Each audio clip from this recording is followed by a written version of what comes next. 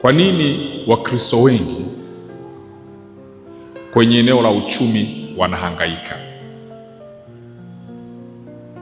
Wanafanya vitu havitokei, wanapambana vitu havitokei.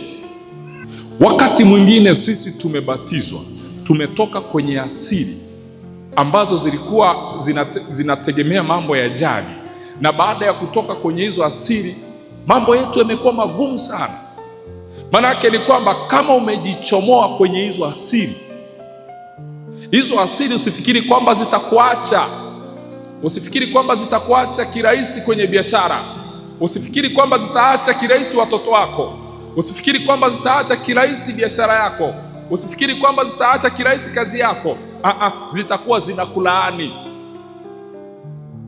Zitakuwa zinalaani kwamba hautafika mbali, kwamba hautafanikiwa. Miungu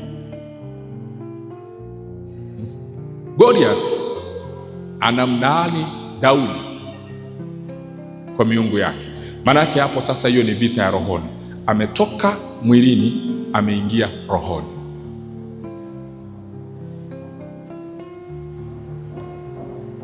Alisali kimya kimya kwa kumlaani Daudi, akamlaani kwa miungu yake, akalaani uwezo wa Daudi kwa miungu yake, akamlaani Daudi kwa miungu yake. Ndio maana kama umeamua kuwa Mkristo, uamue kuwa Mkristo kweli.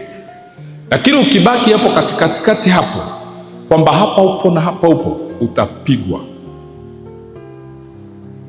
utashambuliwa, hautaamini.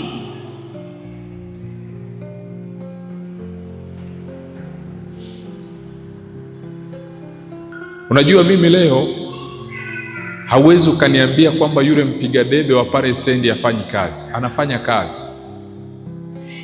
Hauwezi ukaniambia kwamba yule mbeba mizigo wa pale stendi anayebeba magunia kwa magunia, hauwezi ukaniambia kwamba yule mtu hafanyi kazi.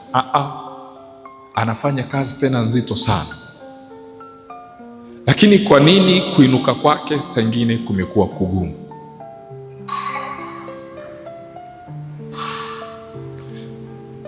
Kwa nini kufanikiwa kwake kumekuwa kugumu? Kwa nini watu wanafanya vitu alafu havitokei?